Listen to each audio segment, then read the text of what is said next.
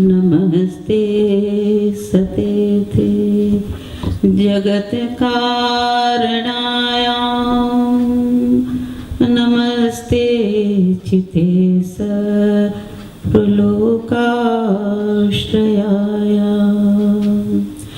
नमो द्वैत तत्त्वाय मुक्तिप्रदाय नमो ब्रह्मणे शाश्वताय त्वमेकं शरण्यं त्वमेकं वरेण्यं त्वमेकं जगत्पालकं स्वप्रकाशं त्वमेकं परमनिश्चलनिर्विकल्पं त्वमेकं प्रदं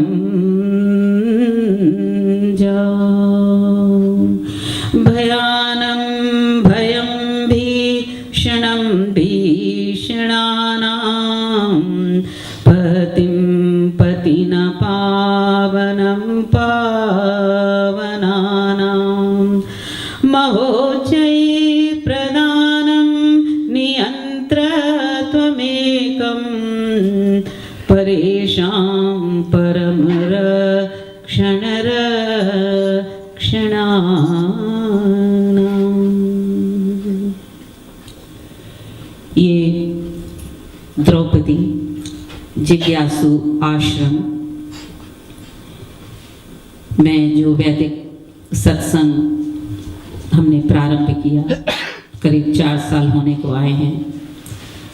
यहाँ पर सब उपस्थित साधकों को, साधिकाओं को और वेदों का आश्रय लेने वाले श्रद्धेय महानुभावों को मेरा करबद्ध प्रणाम।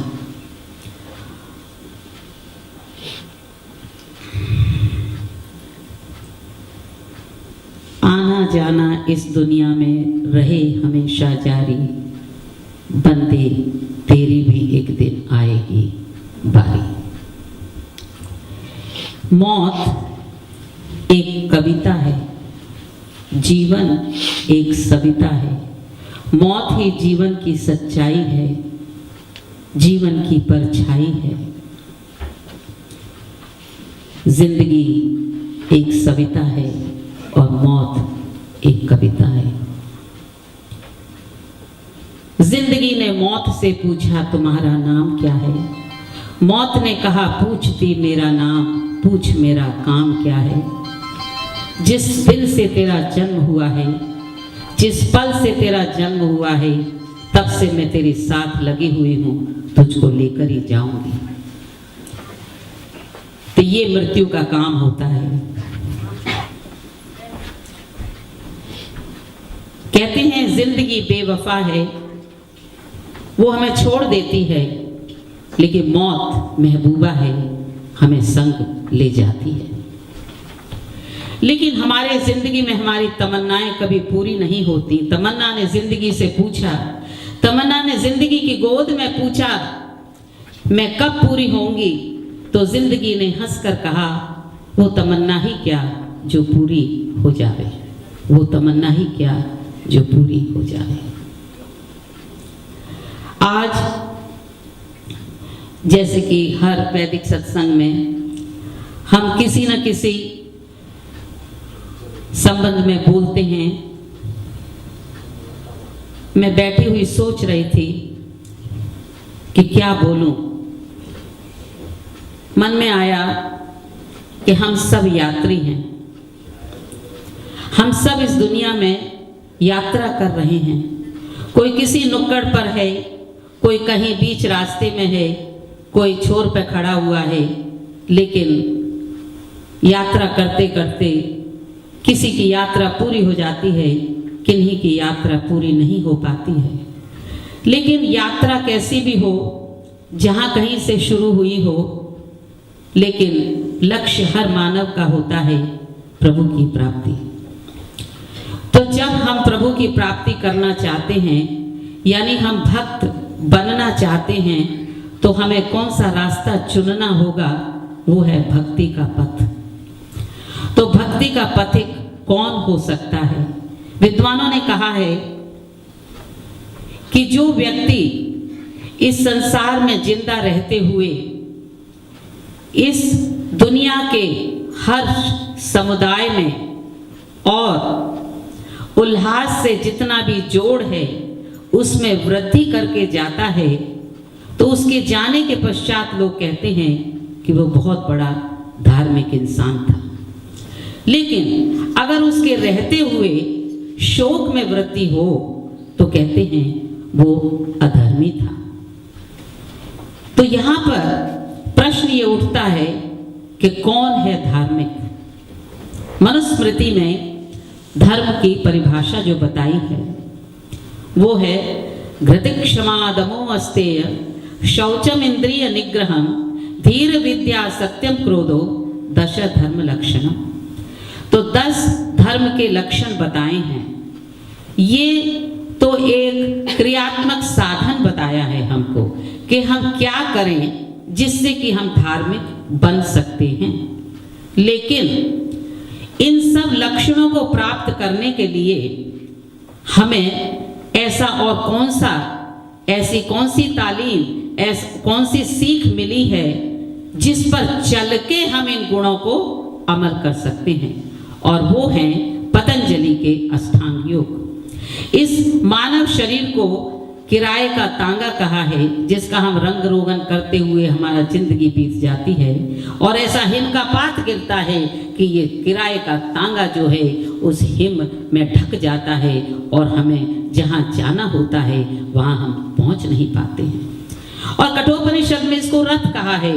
रथ माने ये शरीर, रथी माने जो आत्मा है, और बुद्धि है सारथी, इंद्रिय है इसके घोड़े, और जितने पथ जो हैं वो हमारे विषय है।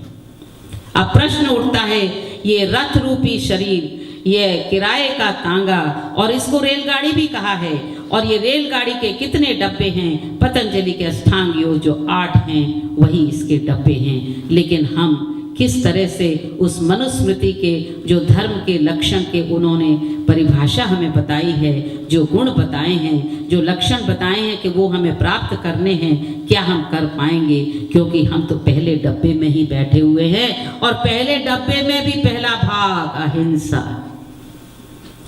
तो हम तो अहिंसक बने ही नहीं हैं। अहिंसा का हिंसा का ये अर्थ नहीं होता कि आप किसी को छुरी से मार देते हैं। हिंसा का अर्थ होता है आपके विचार, आपकी वाणी और आपके कर्म सब दूषित जब होते हैं उसे कहते हैं हिंसा।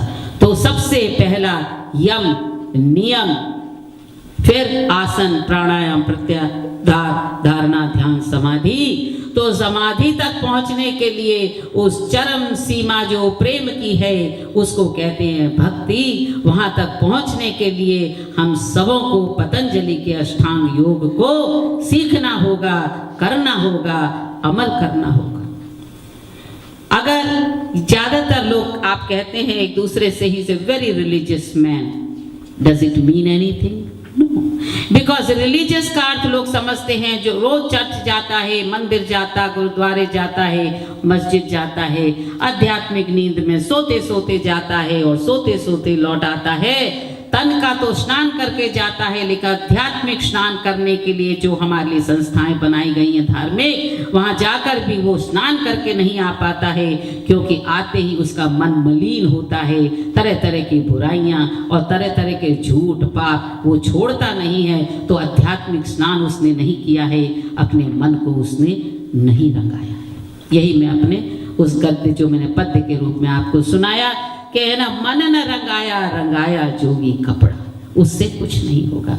तो धार्मिक होना एक चीज होती है मेरे बहनों और भाइयों, लेकिन असली में डिवोटी होना दूसरी चीज होती है।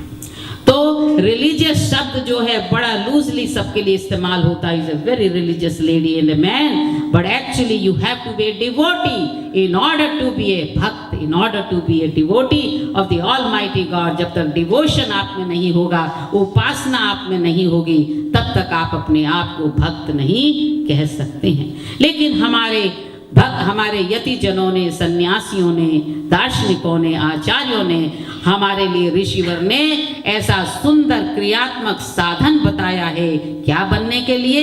एक असली धार्मिक भक्त बनने के लिए। और वो क्रियात्मक साधन जो है हमारे ऋषिवर ने बताया है कि संध्योपासना।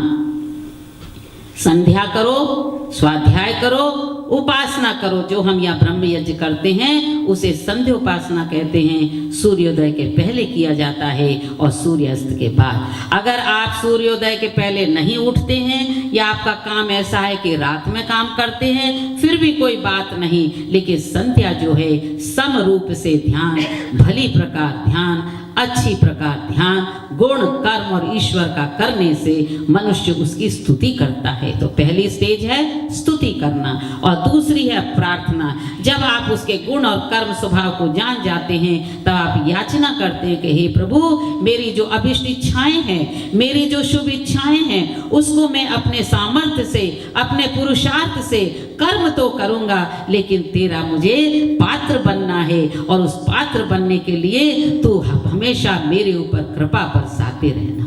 तो ये उठता है कि प्रभु से हम मांगते हैं तो सद्बुद्धि मांगते हैं। सद्बुद्धि गायत्री मंत्र में कहते हैं गायंतम त्रायते, गायंतम प्राणायाम त्रायते। तो गायत्री मंत्र जो है उसमें एक चीज मांगी है, सद्बुद्धि मांगी है। Once you have the wisdom then you don't need anything else, everything comes behind you। तो विजडम और इंटेलेक्ट इतनी बड़ी चीज होती है कि मनुष्य को न धन मांगने की जरूरत है और किसी चीज की जरूरत नहीं होती है। तो विजडम से आदमी ठीक सोच मनसा वाचिका कर्मा, मन से और वाणी से और कर्म से तुम सब कुछ करोगे, तब तुम्हारा अधिकार है कहने का स्वाहा। स्वाहा माने होता है सु इच्छा से, स्वीकृति से। मैं जो कुछ सोच रहा हूँ, कह रहा हूँ, कर रहा हूँ वो सत्य है, वो स्वाहा है।